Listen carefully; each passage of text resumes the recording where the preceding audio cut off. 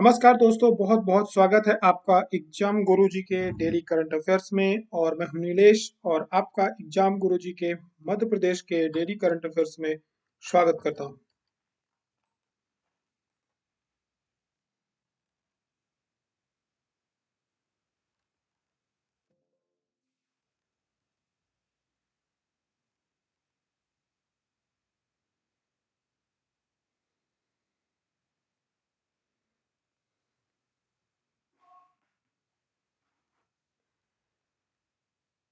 नमस्कार दोस्तों, बहुत बहुत स्वागत है आपका एग्जाम गुरुजी के डेली करंट अफेयर्स में। मैं हूं नीलेश और आपका मध्य प्रदेश के डेली करंट अफेयर्स में स्वागत करता हूं।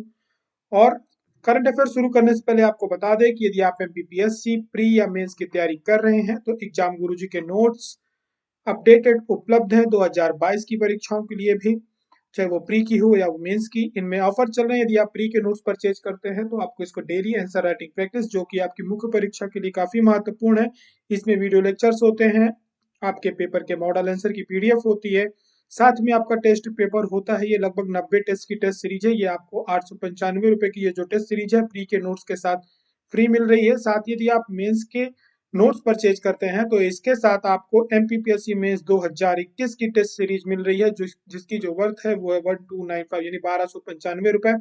ये दोनों नोट्स आपके घर पे फ्री डिलीवर किए जाएंगे, इसके कोई भी हिडन चार्जेस नहीं है। करंट अफेयर शुरुआत करते हैं। हम कल हमने क्या क्या पढ़ा था उसके साथ। सबसे पहले हम देख लेते हैं मध्य प्रदेश सरकार का 2025 तक सिंचित भूमि का क्षेत्रफल कितना करने का लक्ष्य है। तो इसका 65 लाख हेक्टेयर है। 45 लाख हेक्टेयर के आसपास इन्होंने अभी कर लिया है, 43 लाख हेक्टेयर का। मध्य प्रदेश के खिलाड़ी हैं अंकित पाल। इनका संबंध किस खेल से है? हॉकी से है। लाडली लक्ष्मी योजना 2.0 को कॉलेज में प्रवेश लेने पर कितने रुपए की प्रोत्साहन राशि दी जाएगी? तो 25,000 रुपए की दी जाएगी। ये जो योजना है लाडली लक्ष्मी योजना का 2.0, ये शुरू किया गया था 8 मई से। हमें बिल्कुल कंफ्यूजन नहीं रखना है कि ये योजना अभी 2 नवंबर से चालू हुई है। इसका क्रियान्वयन 2 नवंबर से किया गया है। इसमें कुछ इन्होंने चीजें जोड़ी हैं, जिसमें से एक ये है कि कॉलेज में प्रवेश लेने पर 25,000 रुपए की राशि मिलेगी। और भी बहुत सारे क्लॉज जोड़े हैं जो यहाँ पे बताया गया है कि 2 तारीख को उसको लॉन्च किया गया। लेकिन ये योजना की जो औपचारिक शुरुआत हुई थी वो 8 मई से कर दी गई थी, जब कई दिवस मनाए गए थे। लाडली लक्ष्मी उत्सव मनाया गया था, एक सप्ताह के लगभग का था, 2 मई से 11 मई लाडली लक्ष्मी दिवस मनाया गया था। ये सारी चीजें हमने आपको करंट अफेयर में डिटेल्स में बताई है और लगातार इसके बारे में हम आपको बताते रहते हैं।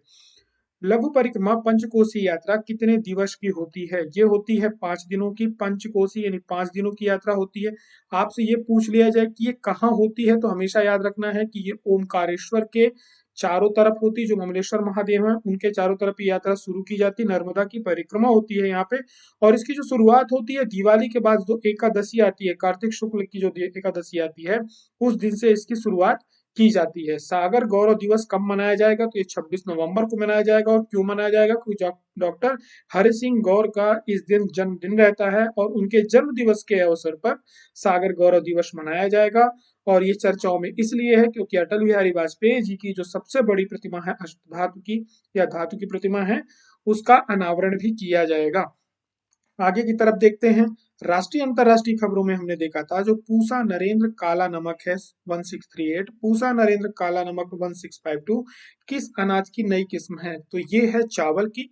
पूसा जो केंद्र है ये चावल पर शोध करता है, तो आप हमेशा अनुमान लगा लेंगे कि ये चावल की ही होगी। नरेंद्र दोनों में कॉमन है। और काला नमक चावल बहुत ही फेमस है, ये ब्लैक कलर का होता है। इसके बहुत सारे फायदे भी हैं खाने के। ये ज्यादा जी डिटेल्स हमने इसकी बहुत सारी डिटेल्स आपको कल के करंट अफेयर में बताई है। स्वतंत्र भारत के पहले मतदाता श्याम शरण नेगी किस राज्य के नागरिक हैं? तो ये हिमाचल प्रदेश के हैं। खबरों में इसलिए हैं क्योंकि इन्होंने जब से हमारे आजादी हुई, जब से हमारा देश आजाद हुआ, तो ये सबसे पहले वोटर थे। ये लगातार जो हमारा चुनाव केंद्र होता है, वोटर हमारा जो केंद्र होता है, वोटिंग पोल होता है, ये वहां जाकर के वोट देते थे। लेकिन ये पहली बार है कि इन्होंने घर से ही वोट डाला है। इन्होंने मत पत्र का उपयोग किया है। सुश्री ईलाबेन भट्ट जिनका हाल ही में निधन हुआ है, किस कार्य क्षेत्र के लिए प्रसिद्ध है? तो ये सामाजिक कार्यकर्ता है। बहुत बड़ी पर्सनालिटी रही है, बहुत सारे विभागों में भी रही है, राज्यसभा की सदस्य भी रही हैं, आरबीआई के डिपार्टमेंट में भी रही है। लेकिन ये जो प्रमुख रूप से प्रसिद्ध रही है वो एक सामाजिक कार्यकर्ता, प्रमुख रूप से महिलाओं के लिए इन्होंने बहुत कार्य किए हैं, तो इनका नाम हमें याद रखना है। जोजिला दिवस कब मनाया जाता है? तो ये 1 नवंबर को मनाया जाता है। ग्लाइफोसेट का व्यापक रूप से कृषि में प्रयोग किया जाता है। ये है क्या? एक प्रकार का जो ग्लाइफोसेट है, ये एक प्रकार का खरपतवार नाशी है। इसके बारे में डिटेल्स मैंने आपको बताई थी। ऑक्सीटोसिन बहुत फेमस रहा है और लगातार एमपीपीएससी ने व्यापम से लेके यूपीएससी के एग्जाम तक में उससे जुड़े हुए प्रश्न पूछे गए हैं। शुरुआत करते हैं आज के करंट अफेयर्स की। सबसे पहला प्रश्न ये रहा, माधवराव स्मृति समाचार पत्र संग्रहालय एवं शोध संस्थान की स्थापना कब की गई थी? 1983 में की गई थी, 86 में की गई थी, 84 में की गई थी या 1996 में की गई थी? तो इसका राइट आंसर क्या होगा? इसका राइट आंसर होगा 1984 में की गई थी। ये क्यों है खबरों में? क्योंकि अभी क्या हुआ है कि जो मध्य प्रदेश के राज्यपाल हैं, उन्होंने माधवराव स्मृति समाचार संग्रहालय का अलंकरण समारोह में भाग लिया है। वहां पे बहुत सारे पुरस्कार दिए जाते हैं, पंडित माखनलाल चतुर्वेदी के नाम से भी दिया जाता है। जितने भी पत्रकारिता से जुड़े हुए व्यक्तित्व थे उनके नाम से यहाँ पर पुरस्कार दिए जाते हैं। लेकिन ये जो संग्रहालय है, ये अपने आप में पूरे भारतवर्ष में एक बहुत बड़ा स्थान रखता है। इसकी जो स्थापना हुई थी वो 19 जून 1984 को हुई थी। ठीक है, 1984 में हुई थी। इसके जो संस्थापक थे वे विजय दत्त श्रीधर थे। अब इनका जन्म कहाँ हुआ था माधवराव स्प्रे का? तो इनका जो जन्म हुआ था, इनका जन्म दमोह जिले में हुआ था। वहां पे ग्राम पथरिया है, वहां पे इनका जन्म हुआ था। ये संग्रहालय में क्या है कि लगभग करोड़ों के ऊपर आज की डेट में वहां पे बहुत सारी पांडुलिपियां रखी गई हैं, अखबारों की कतरनें रखी गई हैं। आजादी के समय पे जो अखबार चलते थे उनका भी वहां पे पूरा संग्रहण किया गया, उनको संग्रहित करके व्यवस्थित तरीके से रखा गया है। यानी कोई शोधार्थी यदि कोई शोध करता है, यदि आपका चाहे वह हिस्ट्री से जुड़ा हुआ यदि कोई व्यक्ति है, वो शोध कर रहा है किसी विषय में, तो उसको वहां पे बहुत सारी जानकारी मिल सकती है। यानी अखबारों को आजादी के पहले से लेकर के अभी तक के जो बड़े बड़े अखबार थे उनकी सभी को वहां पे संग्रह करके रखा गया है। पुस्तकें रखी गई हैं बहुत सारी। यानी इस वजह से ये जो संग्रहालय है अपने आप में एक विशिष्ट स्थान रखता है। और जो पंडित माधवराव थे, इनको जो राजद्रोह का मुकदमा झेलने वाले ये भारतवर्ष के पहले व्यक्ति भी थे। और कहा जाता है हिंदी की पहली कहानी भी इन्होंने ही लिखी थी। जो हिंदी साहित्यकार थे, पत्रकार थे, वो हिंदी के जो प्रथम कहानी के लेखक के रूप में भी जाने जाते हैं। अब 1920 में इन्होंने क्या किया था? 1920 में इन्होंने जबलपुर में हिंदी मंदिर की स्थापना करी थी। और उस समय पे आपको पता है कि आजादी के समय में जो हमारे समाचार पत्र थे या मैगजीन्स थी, पत्रिकाएं छपती थी, इन सब का बहुत महत्व था। क्योंकि इन्होंने आजादी के जो हमारे प्रचार प्रसार था, क्योंकि अंग्रेजों ने पूरी तरह से सेंसरशिप लगा रखी थी, जगह जगह पे समस्याएं जाती थी, तो खबरों को वहां तक पहुंचाने में एक विद्रोह में बहुत बड़ा योगदान रहा अखबारों का। इसीलिए ऐसे व्यक्तित्वों को हमारे यहाँ बहुत याद किया जाता है और याद किया भी जाना चाहिए। आगे की तरफ बढ़ते हैं और देखते हैं प्रश्न क्रमांक 2। मध्य प्रदेश ने कृषि क्षेत्र में कितनी बार कृषि कर्मण पुरस्कार जीता है? 9 बार, 6 बार, 4 बार या 7 बार? तो इसका राइट आंसर होगा 7 बार। क्यों? मध्य प्रदेश का स्थापना दिवस चल रहा है और सरकार ने कृषि से संबंधित बहुत सारी जो जानकारियां हैं, अपनी उपलब्धियां हैं, उनको नागरिकों के साथ साझा किया है। तो उनमें से एक जानकारी ये है कि मध्य प्रदेश को लगातार 7 बार कृषि कर्मण पुरस्कार मिल चुका है। उसके अलावा जो स्वामित्व योजना चल रही, स्वामित्व योजना भी मध्य प्रदेश से इसकी शुरुआत हुई थी। और आपको पता है कि लोगों की जो जमीनें हैं, जो कृषि कृषि कृषक होते हैं, उनकी जमीनों को क्या किया गया था? उनको स्वामित्व दिया गया था, उनको पट्टा वगैरह दिया गया था। अब इसका जो शुरुआत की गई थी वो सबसे पहले हरदा जिले से शुरू करी गई थी। अब ये राम भरोस विश्वकर्मा है, इनका वहां पे नाम उन्होंने दिया है। अब इसके अलावा जो कृषि अधोसंरचना से जुड़ी हुई निधि है उसका भी, यानी जो केंद्र सरकार के द्वारा निधि दी जाती है, यानी पैसे दिए जाते हैं, उसका भी मध्य प्रदेश सबसे ज्यादा प्रयोग करता है कृषि के क्षेत्र में। इसके अलावा यदि बात करी जाए तो प्रधानमंत्री किसान सम्मान निधि में एक योजना और जोड़ दी जाती है, वो है मुख्यमंत्री किसान कल्याण योजना। इन दोनों योजनाओं को जोड़ करके यानी 6+4 यानी इक्वल टू 10,000 रुपए प्रति वर्ष किसानों को दिए जाते हैं, जिनमें से 4,000 रुपए जो होते हैं मुख्यमंत्री किसान कल्याण योजना की तरफ से दिए जाते हैं और प्रधानमंत्री किसान सम्मान निधि से 6,000 रुपए मिलते हैं। अब ये दोनों किस्तों में मिलते हैं, तीन तीन के किस्त, एक तो 3-3 हजार की किस्त होती है, दूसरी 2-2 हजार रुपए की किस्त होती है। साथ ही में मध्य प्रदेश जैविक खेती में पहले स्थान पर है। गुड गवर्नेंस इंडेक्स 2021 में कृषि संबंध क्षेत्र में मध्य प्रदेश प्रथम नंबर पे रहा है। और मध्य प्रदेश पहला राज्य है जिसने जैविक खेती को प्रोत्साहित करने के लिए प्राकृतिक कृषि बोर्ड गठित किया है। साथ ही में किसानों के जो समस्याएं होती है उनके निराकरण के लिए एक योजना इनकी चलती है, एक सुविधा केंद्र है। वहां पर किसान कॉल करके अपनी समस्याओं का हल निकाल सकते हैं, कमल सुविधा केंद्र। ठीक है। आपसे कल को ये पूछ लिया जाए कि कमल सुविधा केंद्र क्या है, तो ये याद रखना है कि किसानों की समस्याओं को निराकरण के लिए एक कॉल सेंटर है जहां पर किसान कॉल करके इस सुविधा का लाभ ले सकते हैं। आगे की तरफ बढ़ते हैं और देखते हैं प्रश्न क्रमांक 3। मध्य प्रदेश के जनजातीय विद्यार्थियों ने कल्चर फेस्टिवल में देश में कौन सा स्थान प्राप्त किया है? तीसरा, पहला, दूसरा या चौथा?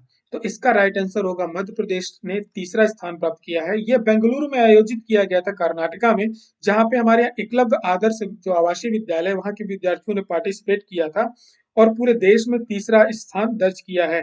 वहीं पे यदि बात करी जाए, यदि एकल गीत गायन में, जनजातीय एकल गीत गायन में बुदनी की जो रंगीता है, इन्होंने पहला स्थान हासिल किया है। और जो मध्य प्रदेश के पहले सामाजिक न्याय कल्याण मंत्री थे भारत सरकार के, थावर चंद गहलोत, इस समय वो कर्नाटका की क्या है, राज्यपाल हैं। आप इन्हें याद रखेंगे क्योंकि इनका जो राज्यसभा से मनोनीत हुए थे, सदस्य चुने गए थे, वो मध्य प्रदेश से ही चुने गए थे। तो उन्होंने इनके साथ तस्वीर साझा करी है।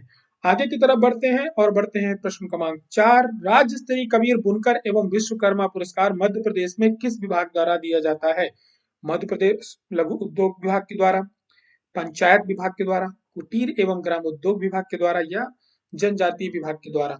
तो बिल्कुल इसका नाम याद रखना है, कुटीर एवं ग्रामोद्योग विभाग के द्वारा राज्य स्तरीय कबीर बुनकर पुरस्कार और विश्वकर्मा पुरस्कार दिए जाते हैं। इसका आयोजन आने वाले 1 से 2 दिनों के अंदर होने वाला है, 4 नवंबर को। अब क्या है कि इसमें जो मुख्य रूप से जो आयोजन होगा, तो उसमें सहभागिता किसकी रहेगी? दुर्गाबाई की रहेगी, जो कि पद्मश्री पुरस्कार से सम्मानित है। साथ में शिखर सम्मान से सम्मानित श्रीमती लता मुंशी होंगी। इस पुरस्कार में होता क्या है, 6 बुनकरों को और 6 शिल्पियों को जो विश्वकर्मा पुरस्कार दिए जाते हैं, ये शिल्पियों को दिए जाते हैं। जो बुनकर कबीर बुनकर पुरस्कार कबीर पुरस्कार दिए जाते हैं, ये बुनकरों को दिए जाते हैं। अब इसमें होता क्या है, राज्य सरकार के द्वारा उत्कृष्ट जो हस्तशिल्प और हथकरघा से जुड़े हुए होते हैं, उनको ये प्रतिवर्ष दिए जाने वाला पुरस्कार है। इसमें प्रथम पुरस्कार में 1 लाख रुपए राशि दी जाती है, द्वितीय पुरस्कार में 50,000 रुपए और तृतीय पुरस्कार में 25,000 रुपए। ये सम्मान जब आयोजित हो जाएगा, इसके बारे में हम आगे देखेंगे। वहां पे केवल पुरस्कार प्राप्तकर्ता के बारे में आपको बताया जाएगा। भामाशाह पुरस्कार कितनी श्रेणियों में दिया जाता है? 4 श्रेणियों में, 5 श्रेणियों में, 11 श्रेणियों में या 21 श्रेणियों में? तो इसका राइट आंसर होगा 5 श्रेणियों में दिया जाता है। यह पुरस्कार काफी समय के बाद दिया गया है, इसलिए हमसे पूछ सकते हैं कि भामाशाह पुरस्कार के बारे में 2 चीजें हमें विशेष रूप से याद रखनी है। पिछले करंट अफेयर्स में हमने इसके इतिहास के बारे में आपको बताया था। भामाशाह का संबंध कहाँ से है, तो हमें याद रखना है, इनका संबंध राजस्थान से है।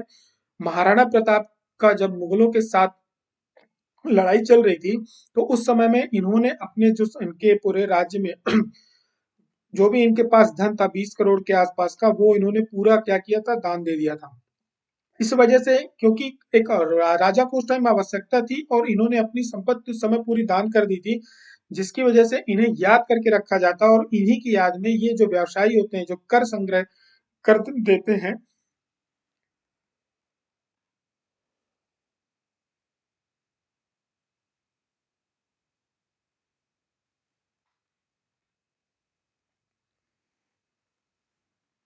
राज्य सरकार क्या करती है, जो जीएसटी कानून के अंतर्गत सर्वाधिक कर जमा करती है, ऐसे व्यवसायियों को 5 श्रेणियों में भामाशाह पुरस्कार देती है।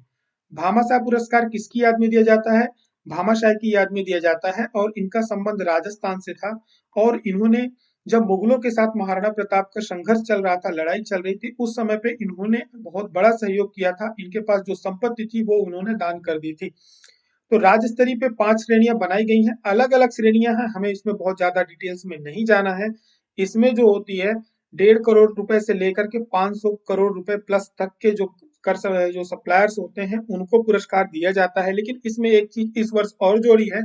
मध्य प्रदेश के मुख्यमंत्री ने कहा है कि अगले वर्ष से जो सामान्य व्यक्ति है, जो आयकर दाता है, उसे भी दिया जाएगा। अभी तक ये व्यवसायियों को दिया जाता था, लेकिन जो ऑफिसर्स होंगे या जो कर्मचारी होंगे, चाहे वो प्राइवेट फर्म के हों, चाहे वो गवर्नमेंट फर्म के हों, 5 श्रेणियां इसमें और जोड़ी जाएंगी और उन्हें भी पुरस्कृत किया जाएगा। अलग अलग राशि होती है, 10 लाख रुपए तक की राशि दी जाती है, 50,000 रुपए से 1 लाख रुपए से लेकर के, लेकिन हमें इसमें नहीं जाना है। ये दिया किसको जाता है? ये आयकर दाताओं को दिया जाता है, ये हमें याद रखना है। मध्य प्रदेश के वित्त मंत्री कौन है वर्तमान में? तो श्री जगदीश देवड़ा हैं। शुरुआत करते हैं राष्ट्रीय और अंतरराष्ट्रीय खबरों की। हाल ही में समाचारों में अखुई पुइना नाम का एक शब्द जो है, काफी चर्चाओं में रहा है। ये क्या है? नीलगिरी पर्वत में पाई जाने वाली एक औषधि जड़ी बूटी है, यह तेलंगाना का जनजाति कोई त्योहार है, प्रवासी पक्षी है, यह हाल ही में खोजी गई मेढक की प्रजाति है। अखुई पुइना। तो इसका राइट आंसर क्या होगा? ये प्रवासी पक्षी है, एक प्रकार का ये गिद्ध होता है। इसको अमूर फाल्कन भी कहते हैं, लेकिन स्थानीय रूप से क्या हो जाता है, इसको हम लोग अखुई पुइना भी कहते हैं। और इसकी खासियत ये है कि ये बहुत ही देर तक हवा में रह सकता है, लंबे समय तक ये उड़ने वाला प्रवासी पक्षी है। लेकिन इसका क्या हो गया है कि इसका शिकार धीरे धीरे करके बहुत ज्यादा पड़ने, तो बहुत ज्यादा होने लगा है। अब क्योंकि ये क्या है, चीन की जो एक नदी है, चीन और रूस की जो सीमा बनाती है, अमूर नदी, वहां पर ये पाया जाता है, इसीलिए अमूर फाल्कन इसको कहते हैं। फाल्कन गिद्ध की प्रजाति को कहा जाता है। अब ये बहुत लंबी यात्रा करके क्या होता है कि ये जो साइबेरिया होता है, मंगोलिया होता है, चीन की गर्मियों में ये या वहां से उड़ करके जब वहां गर्मियां पड़ती हैं, तो ये मणिपुर, नागालैंड या अरुणाचल प्रदेश के आसपास में क्या होते हैं, उड़ करके आ जाते हैं। लेकिन ये हुआ क्या है कि इस वर्ष ये नहीं देखा गया है, इतनी लंबी यात्रा तय नहीं किया है, जिसकी वजह से इसको क्या कहा गया है कि ये खबरों में लगातार बना हुआ है कि ये विलुप्त तो नहीं हो गया। अब इसको संरक्षण प्राप्त वन्य जीव संरक्षण अधिनियम जो 1972 है, उसके तहत ये चौथी सूची में आता है। और आयुसीन की जो स्थिति है उसमें ये कम चिंताग्रस्त की श्रेणी में आता है। और नागालैंड को आप हमेशा याद रखेंगे बाज राजधानी यानी फैल्कॉन कैपिटल के रूप में जाना जाता है। नागालैंड को बाघ राजधानी के रूप में यानी बाज राजधानी के रूप में जाना जाता है। आगे की तरफ बढ़ते हैं और देखते हैं प्रश्न क्रमांक 7। हाल ही में भारतीय पशु चिकित्सा अनुसंधान संस्थान ने यानी IVRA ने मवेशियों में किस दवा के उपयोग पर प्रतिबंध लगाने की मांग की है? पैरासीटामोल में की है, ऑक्सीटोसिन में की है, डिक्लोफेनेक में की है, या एक्सलोफेनेक में की है। तो इसका राइट आंसर क्या होगा? इसका राइट आंसर होगा कि एसिक्लोफिनेक में करी है। देखो, पैरासीटामोल में प्रतिबंध की मांग करी नहीं है। ऑक्सीटोसिन में पहले से प्रतिबंध लगा हुआ है। इसका प्रयोग कई प्रकार से क्या होता था, भैंसों या गायों के जो दूध देने वाले जानवर होते थे, उनमें काफी ज्यादा इसका प्रयोग किया जाता था ऑक्सीटोसिन का। क्योंकि उसमें क्या हो जाता है कि हम लोगों के ग्रामीण क्षेत्रों में इसको क्या कहते हैं, सबसे सस्ता इंजेक्शन 50 पैसे का आता था उस टाइम पे। इसका प्रयोग किया जाता था, ब्लैक कलर के बॉक्स में आता था। जब कोई भैंस या गाय दूध को क्या होता था, चोरी करती थी या पूरा नहीं उतरता था, तो ये इंजेक्शन का यूज किया जाता था। लेकिन इसकी वजह से क्या हुआ, इसकी वजह से हमारे जो देश में जो गिद्ध हैं उनकी बहुत ज्यादा कमी हो गई। क्योंकि क्या होता है, गिद्ध जो होते हैं, जो मृत जीव होते हैं, उनका मांस खाते हैं। अब इनकी मात्रा ज्यादा होने की वजह से क्या होता है, कई बार जानवरों की मृत्यु हो जाती है और गिद्धों की संख्या धीरे धीरे करके क्या हो गई, कम हो गई। डिक्लोफिनेक, अब यहाँ पे हम देख लेते हैं। आपने अक्सर एक्सोफ्लिनेक का पैरासीटामोल के साथ कॉम्बिनेशन में यूज किया होगा। ये बुखार और शरीर दर्द में यूज की जाने वाली एक दवा है, सामान्य व्यक्ति भी इसका प्रयोग करता है। एक्लोफिनेक और पैरासीटामोल का मिक्सचर होता है। तो अभी जो पशु संस्थान है, इन्होंने मांग करी है कि जो भैंस को इंजेक्शन लगाने के दौरान एसिक्लोफिनेक का तेजी से क्या किया जा रहा है, इस्तेमाल किया जा रहा है। ठीक है, बुखार और दर्द में। अब ये क्या हो रहा है, ये धीरे धीरे डाइक्लोफेनाक में परिवर्तित हो रही है। अब इसकी वजह से क्या हो रहा है, इसकी वजह से जो भैंसे हैं उनकी क्या हो रही, समस्या जा रही है। साथ में वो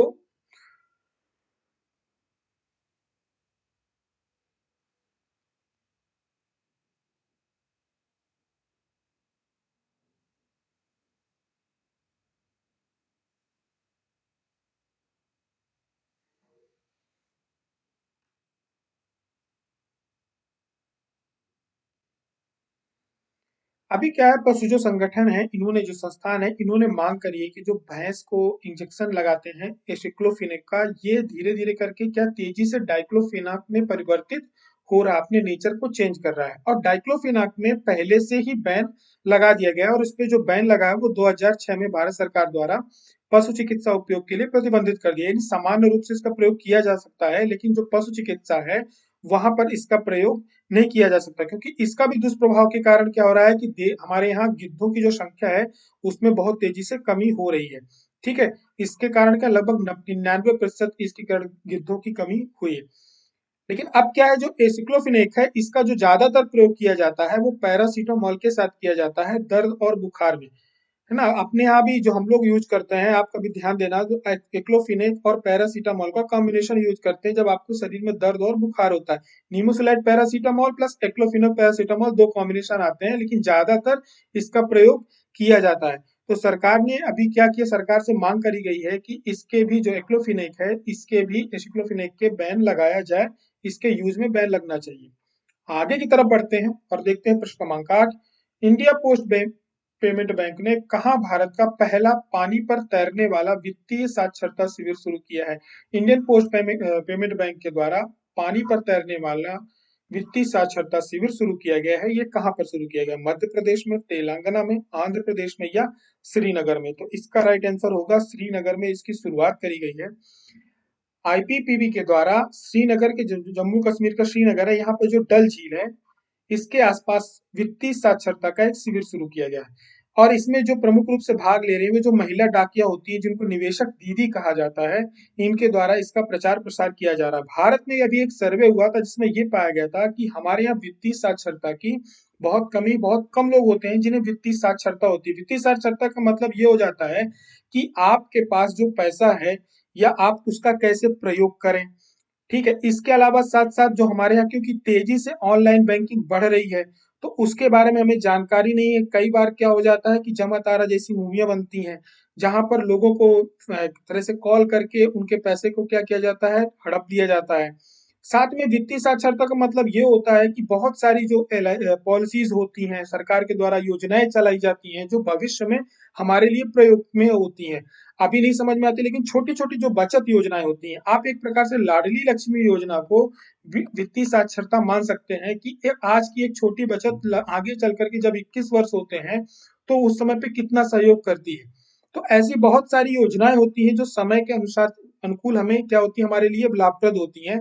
तो इन्हीं सब चीजों से जुड़ी हुई योजना चलाई जा रही वित्तीय साक्षरता की। इसमें पहला जो प्रयोग किया गया है वो श्रीनगर में किया गया है। अब इंडियन पोस्ट पेमेंट की शुरुआत कब हुई थी? तो भारत सरकार के संचार मंत्रालय के तहत डाक विभाग द्वारा इसको शुरू किया गया था और इसको पायलट प्रोजेक्ट के रूप में भारत के प्रधानमंत्री ने 30 जनवरी 2017 को रांची के झारखंड के रांची में इसको लॉन्च किया था और रायपुर के छत्तीसगढ़ के रायपुर में शुरू किया था। लेकिन इसका जो पूर्ण रूप से इसको लागू किया गया था वो 1 सितंबर 2018 को पूरी तरह से लागू किया गया था। इसका मुख्यालय कहाँ है? तो इसका जो मुख्यालय है वो नई दिल्ली में है और बैंक की जो इंडियन पोस्ट पेमेंट बैंक है इसकी पंच लाइन है, आप अपना बैंक आपके द्वार। इसका एडवर्टीजमेंट भी आ रहा है, एक डाकिया के माध्यम से आपको एडवर्टीजमेंट इसका देखने को मिलेगा। इसके जो प्रबंध निर्देशक है जे वेंकट रमू है। आगे की तरफ बढ़ते हैं और देखते हैं प्रश्न क्रमांक 9। बाजी राउत राष्ट्रीय फुटबॉल टूर्नामेंट का आयोजन कहाँ किया जा रहा है? ओडिशा में, तेलंगाना में, आंध्र प्रदेश में या छत्तीसगढ़ में? तो इसका राइट आंसर क्या होगा? इसका जो आयोजन किया जा रहा है वो उड़ीसा में किया जा रहा है। अभी क्या हमारे देश के जो शिक्षा मंत्री हैं वर्तमान में, धर्मेंद्र प्रधान, ये रहने वाले भी उड़ीसा के हैं। इन्होंने उड़ीसा के जो ढेंकनाल है वहां पर बाजी राउत राष्ट्रीय फुटबॉल टूर्नामेंट का उद्घाटन किया है। लेकिन वहां पर ध्यान देने वाली बात है, एक अभियान चल रहा है, एक पहल चल रही है जिसका नाम है फुटबॉल फॉर स्कूल। इस पहल को आपको याद रखना है कि ये केंद्र सरकार की पहल है और केंद्र सरकार के शिक्षा मंत्रालय के द्वारा शुरू की गई है। आपसे कभी भी पूछ लिया जाए कि इसमें किसके साथ एमओयू साइन हुआ है, तो हमेशा याद रखना कि एक तो अखिल भारतीय फुटबॉल महासंघ है ही, ठीक, जो इसको प्रमोट कर रहा है, लेकिन साथ साथ फीफा का भी इसमें नाम हमें याद रखना है जिसके साथ एमओयू साइन हुआ है। स्कूल में बच्चों को फुटबॉल खेलने के लिए प्रेरित किया जाएगा और सरकार इसके लिए क्या करेगी, इसकी पहल शुरू करने के लिए सबसे पहले तो 2 करोड़ 50 लाख स्कूली छात्रों को फुटबॉल की ओर आकर्षित करने के लिए उन्हें फुटबॉल भी बांटी जाएगी। निजी स्कूल हो या प्राइवेट स्कूल हो या गवर्नमेंट स्कूल हो, सभी जगह पे फुटबॉल बांटे जाएंगे और साथ ही साथ ऐसे छोटे छोटे टूर्नामेंट्स का आयोजन किया जाएगा। क्योंकि फुटबॉल जो हमारे आउटडोर गेम होते हैं वो धीरे धीरे खत्म हो रहे हैं या विलुप्त हो रहे हैं। तो सरकार का उद्देश्य है कि जो आपने देखा होगा कि खेलो इंडिया भी चल रहा है, ठीक है, और बहुत सारे ऐसे प्रोग्राम चल रहे हैं कि लोगों को खेल के लिए प्रेरित किया जा रहा है। हमारे यहाँ पहले एक ही खेल सबसे ज्यादा प्रचलित था, वो क्रिकेट, लेकिन अब सरकार का जो फोकस है वो एथलीट्स की तरफ ज्यादा है और सबसे ज्यादा मेडल भी हमारे यहाँ वहीं से आ रहे हैं। तो सरकार पूरा फोकस कर रही है जो छात्र हैं, स्कूली छात्र हैं, इन्हें धीरे धीरे एथलीट्स और बाकी के जो आउटडोर गेम्स हैं उनकी तरफ आगे बढ़ाया जाए। तो इसी की एक पहल है ये। देखते हैं प्रश्न क्रमांक 10। पहाड़ी जाति समुदाय, ये बहुत ही अच्छा प्रश्न है, जिसे हाल ही में अनुसूचित जनजाति की सूची में शामिल किया गया है, ये किस राज्य की जनजाति समुदाय है? और आने वाले परीक्षाओं में यहाँ से आपको प्रश्न मिल जाए तो बिल्कुल भी आपको आश्चर्य नहीं करना है कि कहाँ का जनजाति समुदाय है। जम्मू कश्मीर का है, तेलंगाना का है, आंध्र प्रदेश का है या छत्तीसगढ़ का है? तो जो पहाड़ी जाति समुदाय है ये जम्मू कश्मीर का जनजाति समुदाय है, जिसको अभी क्या हुआ है कि जो राष्ट्रीय अनुसूचित जनजाति आयोग है, इन्होंने जो जनजातीय मामलों का मंत्रालय है, ठीक है, जनजातीय मंत्रालय, वहां पर रिकमेंडेशन भेजी है और अनुमति के लिए आवेदन किया है कि इन्हें अनुसूचित जनजाति की जो श्रेणी है वहां पर सम्मिलित किया जाए। अब इसकी क्या कहते हैं, जो न्यायमूर्ति जीडी शर्मा थे, ठीक है, इन्होंने एक कमेटी बनी थी, इन्होंने बोला था कि अनुसूचित जाति समुदाय के लिए जनजाति दर्जे की इसकी सिफारिश करी थी। अब आयोग द्वारा क्या किया गया है कि जो पद्दारी जनजाति है, जिन्हें कोली और गद्दा ब्राह्मण समुदाय को भी जम्मू कश्मीर की एसटी सूची में शामिल करने का इन्होंने सुझाव दिया है। तो जो हमें याद रखना कि जो पहाड़ी जनजाति है ये श्रीनगर से संबंधित है। अब क्या होता है कि ये लोग पहाड़ों पे रहने वाले होते हैं और बहुत सारे एक ग्रुप में रहते हैं। लेकिन जम्मू कश्मीर में क्या है कि जो वहाँ की जनसंख्या है, वहाँ की जो 6 लाख के लगभग है पहाड़ी जाति समुदायों की, इसमें से 55% हिंदू हैं और 45% मुस्लिम हैं। यानी ये दोनों का मिला जुला समुदाय है और वहां पर इनकी जनसंख्या कितनी है, 6 लाख के आसपास है। और ये रहते कहाँ ज्यादातर, ये राजौरी आपका हो गया, हंदवाड़ा हो गया, पुंछ हो गया, बारामूला हो गया, ये सभी हमने अपने खबरों पे सुना है। जब भी आप न्यूज चैनल देखते हैं तो आपको ज्यादातर बारामूला का नाम सुनाई देगा या पुंछ का सुनाई देगा, और राजौरी का सुनाई देगा। वहां पर ये रहने वाली एक जनजाति है जिसको अभी जनजाति उसमें शामिल किया जाएगा सूची पे। अब जम्मू कश्मीर में क्या हुआ था, सरकार ने 1989 में पहाड़ी भाषी लोगों के विकास और कल्याण के लिए एक सलाहकार बोर्ड की स्थापना की थी। अनुसूचित जनजाति में सम्मिलित किस प्रकार से किया जाता, इसका कोई विशेष मापदंड नहीं है। संविधान में अनुसूचित जनजाति की मान्यता किस समुदाय को दी जाएगी, इसके लिए कोई विशेष लिखित मापदंड नहीं है। संख्या के आधार पर दिया जा सकता है, उनकी बोली के आधार पे, भाषा के आधार पे दिया जा सकता है, उनके रहन सहन के आधार पे दिया जा सकता है, उनके पर्व और त्योहार के आधार पे। तो बहुत सारे मापदंड होते हैं जिन्हें पहले देखा जाता है, उनका रहन सहन, वो कहाँ रहते हैं, उनका क्या कहते हैं, उनके पूज स्थल है वो कौन है, उसके साथ में उनका पहनावा कैसा है, उनकी बोली भाषा, उनका खान पान, इन सारी चीजों का अध्ययन करने के बाद सरकार के पास क्या होता है, जो अनुसूचित जनजाति विभाग होता है वो मंत्रालय के पास, कैबिनेट के पास भेजता है, फिर कैबिनेट उसको क्या करती है, परमिशन देती है। और ये संविधान का जो अनुच्छेद हमारा 366-25 के अनुसार अनुसूचित जनजातियों का ऐसी जनजाति समुदाय से है जिन्हें संविधान के अनुच्छेद 342 के अनुसार अनुसूचित जनजाति माना जाता है। तो अनुसूचित जनजाति 342 के एक के अनुसार राष्ट्रपति क्या होता है, किसी राज्य या केंद्र शासित प्रदेश के मामले में वहां के राज्यपाल से परामर्श करने के बाद किसी जनजाति या जनजाति समूह को उसके किसी हिस्से को उस राज्य या केंद्र शासित प्रदेश के मामले में अनुसूचित जनजाति के रूप में विनिर्दिष्ट कर सकता है, यानी उसको मान्यता दे सकता है। ये अनुच्छेद 342 एक के अनुसार होता है और इसको सूची में सम्मिलित करने के लिए राष्ट्रपति की परमिशन की आवश्यकता होती है। राज्यपाल क्या होते हैं, इससे राष्ट्रपति राज्यपाल से परामर्श करते हैं और राज्यपाल को ये रिकमेंडेशन कौन भेजेगा, वहां की जो सरकार होगी, कैबिनेट होगी, वो राज्यपाल के पास अपनी जो अध्ययन होगा, पूरी सूची होगी, वो भेजेगी कि इन्हें इस सूची में सम्मिलित किया जाए। फिर राज्यपाल उसको राष्ट्रपति के पास भेजते हैं, राष्ट्रपति उनसे परामर्श करते हैं। ये एक लंबी प्रक्रिया होती है और अनुसूचित जनजाति की जब मान्यता या उसको मिलती है तो उनको बहुत सारे अधिकार भी साथ साथ में मिल जाते हैं। अब जो अनुसूचित जनजाति की सूची होती है प्रत्येक राज्य के लिए अलग अलग होती है। अब इसके लिए कोई ऐसा कोई लिखा हुआ वो नहीं है कि एक राज्य में जो अनुसूचित जनजाति है वो दूसरे राज्य में भी अनुसूचित जनजाति में माना जाएगा, ऐसा नहीं माना जा सकता। ठीक है, अब हमने आपको कल एक प्रश्न दिया था, कांग्रेस के किस अधिवेशन में बंगाल विभाजन को रद्द करने एवं ब्रिटिश सरकार से मध्य प्रांत एवं बरार में विधानसभा स्थापित करने की मांग की गई थी। तो ये प्रश्न सीधा सीधा था, कांग्रेस के अधिवेशन में बंगाल विभाजन को रद्द करने और जो मध्य प्रांत बरार है यानी हमारे मध्य प्रदेश की जहां से शुरुआत हुई थी, विधानसभा चुनाव कराने की मांग की गई, विधानसभा स्थापित करने की मांग की गई थी। बंगाल विभाजन रद्द करना था और मध्य प्रांत और बरार में विधानसभा स्थापित करनी, ये दो मांगे कांग्रेस के अधिवेशन में रखी गई थी। देखिए, आजादी के पहले कांग्रेस का एक बहुत बड़ा रोल था, क्योंकि वो हमारे जो देश है पूरे देश की एक आवाज थी, एक मंच था। तो जो भी ऐसे अधिवेशन होते थे वहां पर सभी राज्यों से कुछ न कुछ एक डिमांड जाती थी, क्योंकि जितने भी हमारे यहाँ के जो प्रमुख नेता होते थे वो वहां पर बैठते थे। उसके बाद फिर आगे की पूरा का पूरा 1 वर्ष का 2 वर्ष का कार्यक्रम चलता था। उनके उद्देश्य होते थे कि अब हमें ये करना, जागरूकता किस प्रकार से फैलानी है, आंदोलन कौन कौन से कर रहे हैं, ये पूरी की पूरी वहां पे एक प्रोग्राम डिसाइड होता था। तो इसका राइट आंसर क्या होगा, इसका राइट आंसर होगा इलाहाबाद अधिवेशन। बहुत कम लोगों ने जवाब दिया, थोड़ा बहुत कंफ्यूजन रहा होगा, बिल्कुल कंफ्यूजन नहीं रखना है। ये जो अधिवेशन हुआ था ये दिसंबर कब हुआ था, 1900 2010 में हुआ था। कहाँ हुआ था? ये इलाहाबाद में हुआ था, इसीलिए इसे इलाहाबाद अधिवेशन कहेंगे। यहाँ पर दो मांगे रखी गई थी। पहली बात तो ये कि बंगाल विभाजन को रद्द किया जाए, और दूसरा ब्रिटिश सरकार से मांग करी जाए कि जो मध्य प्रांत और बरार है, जो वर्तमान में मध्य प्रदेश कहलाता है, यहाँ पर विधानसभा स्थापित की जाए।